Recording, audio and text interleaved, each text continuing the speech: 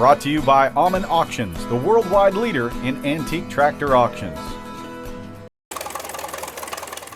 There are lots of big names in the world of crawler tractors, Best and Holt and Caterpillar, but Allis-Chalmers made some waves in the track layer market. And Ken Gutjahr, you have a pretty good example of a 1935 Allis-Chalmers crawler tractor. Tell us about it. Well, it's a 1935 LO, and it used to be running on diesel, and it had a gas conversion to it. It's 110 horsepower, 844 cubic inch engine. It has diesel injectors on one side of the head, spark plugs on the other, because you still use the spark to ignite your fuel. And then when we bought it, it still had the carburetors on it, so that's all we've ever run is gasoline through it. But it's a horse, weighs 28,000 pounds, and we just got done last Wednesday night getting it put back together. So LO, tell us just a little bit more about what LO stood for Allis-Chalmers way back when in 1935. The O stood for oil. The L is, they made a bunch of L tractors with gasoline. The O stands for oil.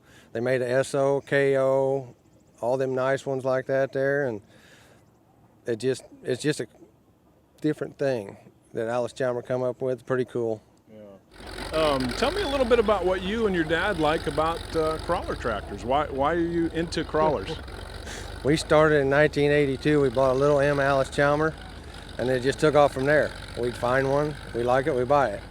And we've got 15 in our collection right now. And it's just something me and him and my brother, we have fun restoring. And how do you compare a crawler to a wheeled tractor? You know, Illinois is corn and soybean country, lots of wheeled tractors in this country, but how do you think crawlers stack up? Oh, I'll tell you what, they're less horsepower. You can pull bigger equipment with less horsepower because you got all the track on the ground. You're not worried about no slippage or anything like that. And it's just, I knew a gentleman had HD-15s and 50-foot field equipment they pulled with it, and it's just I don't know, I just love them. So tell me what it's like to drive the LO that was built way before you were born. That's a lot, way before I was born.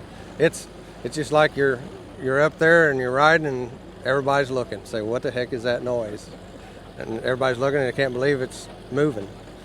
It's just great. And tell us a little bit about the engine on this tractor. Got a lot of horsepower. It's a big tractor. Tell us about that engine. It's 844 cubic inch at 110 horsepower, fueled by 2 Zenith carburetors. When we had it apart, the sleeves are like 13.5 inches long. It's like a 6-inch stroke or better. But it's only 1,000 RPMs is all it runs, and it produces 110 horsepower. Wow, 110 horsepower back in 1935 for a farmer or somebody working in the timber industry, whatever, it had to be a beast. Oh yeah. They had, this one here pulled an 8-yard dirt scoop all of its life. That's all it ever done. And then they had the wide tracks they used logging, like the WKOs and that. They used them logging tractors, and it's just unreal the technology they had back then. We mentioned Holt and Best and Caterpillar and Cletrac. How do you think Allis-Chalmers stacked up to all those other names in the crawler world? I wish they still built them like this, but the other ones are great brands. We just don't have Allis-Chalmers. We've got a variety, but Allis is right next to my heart. That's the one I love the most. That Persian orange? That's right, a Persian orange. That's the best. Why is that? They're easy to work on, and I just like Allis-Chalmers.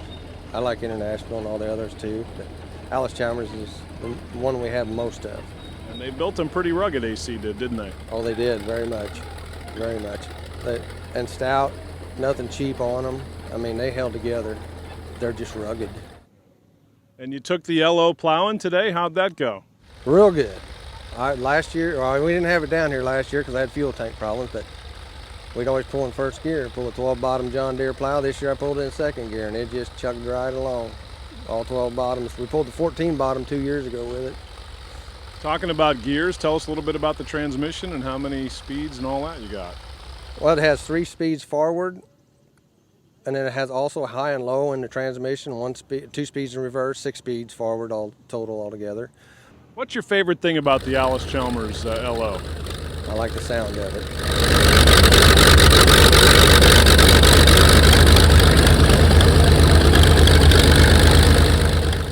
like the sound of it. It handles great for being such a big machine. It just at an idle, you can just pull the clutch back, hit the brake, and it just spins around so easy.